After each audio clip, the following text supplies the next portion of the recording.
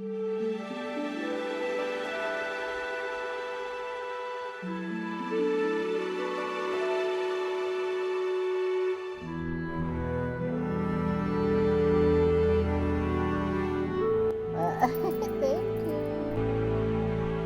Once upon a time, many years ago, there was a Canadian man sitting at his computer in Toronto, Ontario, Canada.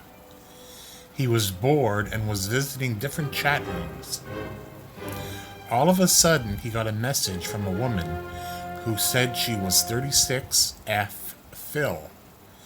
He told her that he was 40M Toronto. He asked her how things were in Philadelphia.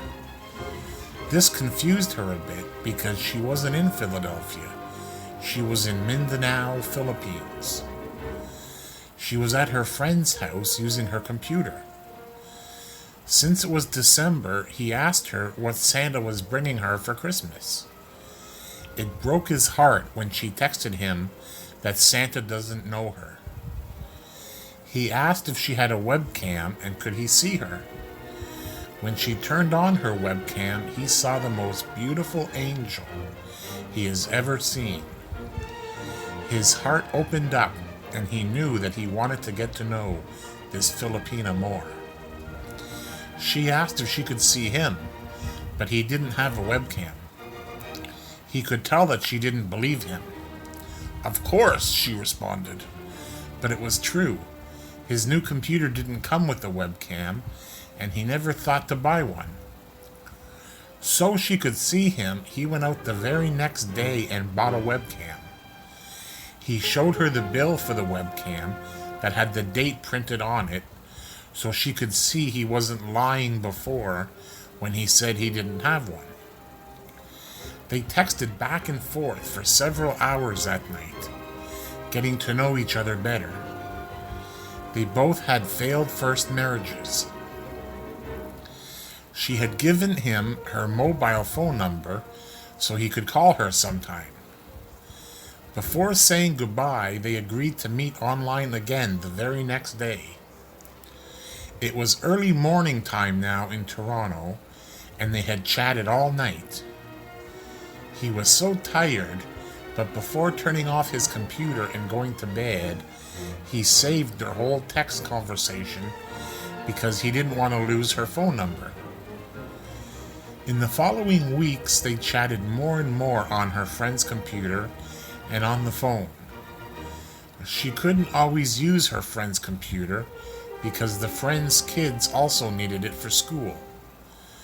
There was only one thing to do: send her the money to buy her own computer. So that's what he did. They chatted almost every day. Many chats ended with her falling asleep at the computer because she didn't want to leave him and go to bed. He got to meet her family on cam, and she met his family too.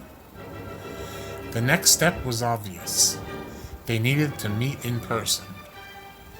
In February, 2 months after meeting, he booked 2 weeks vacation from work and bought a ticket to Cagayan de Oro, Mindanao, Philippines. He had packed 2 big suitcases. One was for his clothes and the other was full of pasalubong for his new angel and her family. His own mother had a special gift for her mother. It was an old rosary that she had for a very long time. It had been blessed by the Pope many years ago. Her mother was very religious, so this gift was very special to her. Their 2 weeks together were wonderful, but the time went very fast, and soon it was time for him to go back home. They were both very sad, but after meeting face to face in person, they knew that they were meant to be together forever. He even visited her 2 more times that year. In August, then again in December, for Christmas and New Year's. After being welcomed and accepted by her family, he wanted her to meet his family in Toronto. He had a mother and brothers and sisters who wanted to meet this angel. During the next few years, they had tried to get her a tourist visa to visit Canada. They were turned down 3 separate times. The reason this story is called The Book is because on one of his trips to visit her, he brought a very special passeru bong for his angel. It wasn't an expensive gift, but it held great value to him. He had printed their first ever conversation that he had saved that December night and put it in a book to give her. The text conversation is pages and pages long because they chatted for hours and hours that first night. It contains plenty of spelling mistakes, some funny and silly moments, but it also shows the start of a very special relationship from that first conversation. The book is real, and this story is real. I am the Canadian in this story, and you might know the Filipina in this story. Some know her as Annalisa, and many people on YouTube know her as PH to KL TV. That December night was 14 years ago.